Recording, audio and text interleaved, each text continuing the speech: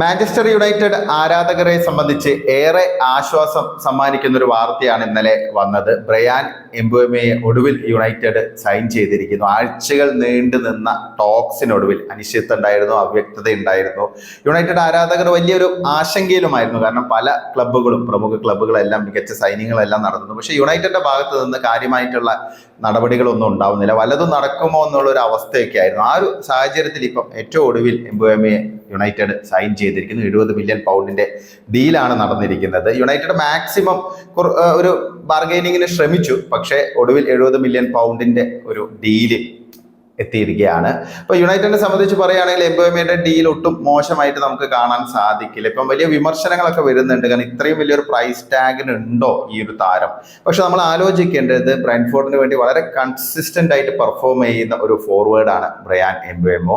എംബുമോ ആണെങ്കിൽ വളരെ വേഴ്സറ്റൈൽ ആയുള്ള ഒരു പ്ലെയർ ആണ്. സെക്കൻഡ് സ്ട്രൈക്കർ ആയിട്ടും റൈറ്റ് വിങ്ങർ ആയിട്ടും ഈവൻ റൈറ്റ് വിങ് ബാക്ക് ആയിട്ട് കളിക്കാൻ പറ്റുന്ന ഒരു പ്ലെയർ ആണ്. വൈഡ് പൊസിഷനിൽ രണ്ട് ഏരിയാസിലും നല്ല രീതിയിൽ പെർഫോം ചെയ്യാൻ പറ്റും. പിന്നെ നല്ല പ്രസ്സിംഗ് എബിലിറ്റി ഉണ്ട്, സ്പീഡ് ഉണ്ട്, ഡ്രിബ്ലിംഗ് കപ്പാസിറ്റി ഉണ്ട്. ബോക്സിനുള്ളിലേക്ക് കടന്നു കയറി സ്പേസ് കണ്ടെത്താനും ഷൂട്ട് ചെയ്യാനും ചാൻസസ് ക്രിയേറ്റ് ചെയ്യാനും മികവുള്ള പ്ലെയറാണ്. അദ്ദേഹത്തിന്റെ കഴിഞ്ഞ സീസണിലെ സ്റ്റാറ്റ്സ് മാത്രം നോക്കിയാൽ മതി. 21 ഗോളും 7 അസിസ്റ്റുമാണ് ഒരു വിങ്ങറായിട്ട് എംബുമോ നേടിയത്. അപ്പൊ അതൊരു ചെറിയ കാര്യമല്ല. പ്രീമിയർ ലീഗ് എക്സ്പീരിയൻസ് ഉണ്ട്. പ്രൈം ഏജിലാണ്, 25 വയസ്സ് മാത്രമേ ഉള്ളൂ. അപ്പം സ്വാഭാവികമായിട്ട് യുണൈറ്റഡിലേക്ക് വരുമ്പോൾ പെട്ടെന്ന് തന്നെ ക്ലിക്കാകാൻ സാധ്യതയുള്ള ഒരു പ്ലെയറാണ് ബ്രയാൻ എംബുമോ. കാരണം വേറൊരു ലീഗിൽ നിന്ന് വരുന്ന താരത്തെക്കാൾ അഡ്വാൻറ്റേജ് എംബുമോയ്ക്ക് ഉണ്ടാകും എന്നുള്ള കാര്യത്തിൽ സംശയമില്ല. പിന്നെ അമോറിമിന്റെ ശൈലിക്ക് അനുയോജ്യനായ ഒരു പ്ലെയർ തന്നെയാണ്. വർക്ക് റേറ്റ്, ആ ലോയൽറ്റി, ഇതെല്ലാം ഒരു ഔട്ട്സ്റ്റാൻഡിങ് ആയുള്ള ഒരു ആറ്റിറ്റ്യൂഡ് തന്നെയാണ്. അപ്പം എംബുമയുടെ ഒരു എഡീഷൻ യുണൈറ്റഡിനെ സംബന്ധിച്ച് വളരെ പോസിറ്റീവ് ആയിരിക്കും എന്നുള്ള കാര്യത്തിൽ സംശയമില്ല. ഗോൾ അടിക്കാനും ഗോൾ നേടാനും മികവുള്ള പ്ലെയറാണ്. പിന്നെ മത്തോസ് കുഞ്ഞയുമായിട്ടുള്ള ആ ഒരു കോമ്പിനേഷൻ നല്ല രീതിയിൽ വർക്കൗട്ട് ആവും. ഫൈനൽ തേർഡിലെ പ്രശ്നങ്ങൾ ഒരു പരിധി വരെ പരിഹരിക്കാൻ യുണൈറ്റഡിന് ഇതുവഴി സാധിക്കുമെന്നാണ് പ്രതീക്ഷിക്കുന്നത്. പിന്നെ നല്ലൊരു സ്ട്രൈക്കർ കൂടി വരികയാണെങ്കിൽ ഈ ഒരു കോമ്പിനേഷൻ പൂർത്തിയാകുമെന്നുള്ള കാര്യത്തിൽ സംശയമില്ല. ഇപ്പൊ ബെഞ്ചമിൻ സെസ്കോയുടെ പേരാണ് കേൾക്കുന്നത്. അപ്പൊ യുണൈറ്റഡിനെ സംബന്ധിച്ച് ഇനി പ്രധാനപ്പെട്ട കാര്യം സെയിൽസ് ആണ്.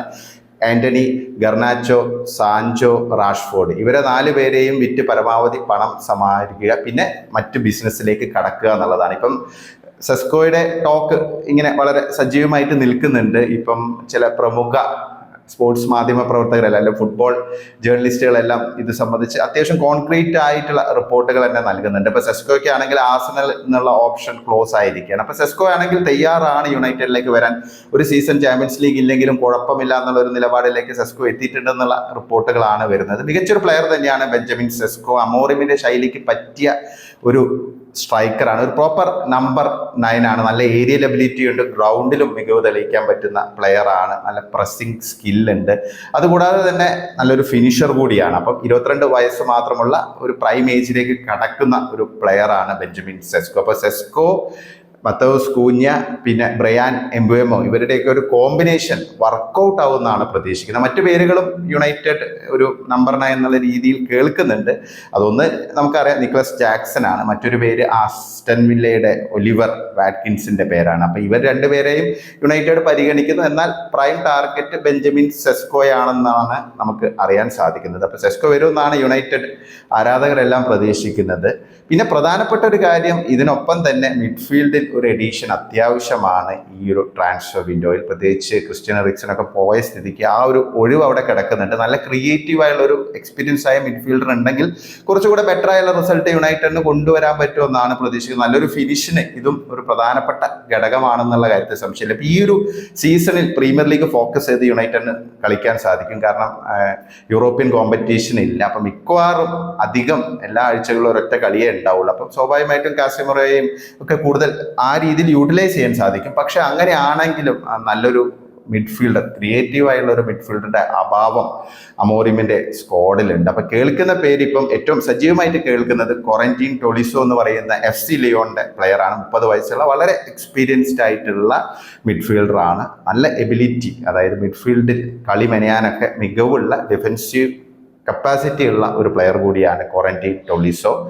അവരുടെ ക്യാപ്റ്റനാണ്. അപ്പോൾ ടൊളിസോ ഇപ്പം കിട്ടാനുള്ള ഒരു സാധ്യതയുണ്ട്. കാരണം എന്താ വെച്ചാൽ FC ലിയോൺ സാമ്പത്തിക പ്രതിസന്ധിയിലൂടെ കടന്നുപോയിക്കൊണ്ടിരിക്കുകയാണ്. അപ്പോൾ സ്വാഭാവികമായിട്ടും അധികം പണം മുടക്കാതെ യുണൈറ്റഡിന് ചിലപ്പം സൈൻ ചെയ്യാൻ പറ്റുന്ന ഒരു ഓപ്ഷൻ ആയിരിക്കും ക്വാറന്റീൻ ടൊളിസോ. പിന്നെ എഡേഴ്സിന്റെ പേര്, അറ്റ്ലാന്റയുടെ മിഡ്ഫീൽഡറായ വളരെ കൺസിസ്റ്റന്റ് ആയി കളിക്കുന്ന എഡേഴ്സിന്റെ പേരും സജീവമായിട്ട് ഉയരുന്നുണ്ട്. പിന്നെ കേൾക്കുന്ന മറ്റൊരു പേര്, പ്രധാനമായും കേൾക്കുന്ന ഒരു യങ് പ്ലെയർ ആണ് ഹാവി ഗുവേറ എന്ന് പറയുന്ന വലൻസിയയുടെ 22 വയസ്സുള്ള മിഡ്ഫീൽഡർ. വളരെ പ്രോമിസിംഗ് ആയുള്ള ഒരു പ്രോഡിജി എന്നൊക്കെ പറയാൻ പറ്റുന്ന ഒരു മിഡ്ഫീൽഡർ ആണ് ഹാവി ഗുവേറ. അപ്പൊ ഈ പേരുകളാണ് ഇപ്പം സജീവമായിട്ട് നിൽക്കുന്നത്. ഇപ്പൊ ഒരു കാര്യം ഉറപ്പാണ്, എന്തായാലും ഒരു മിഡ്ഫീൽഡർ ഈ ഒരു സീസണിൽ വളരെ പ്രധാനപ്പെട്ട ഒരു എഡീഷൻ തന്നെയായിരിക്കും യുണൈറ്റഡിനെ സംബന്ധിച്ച്.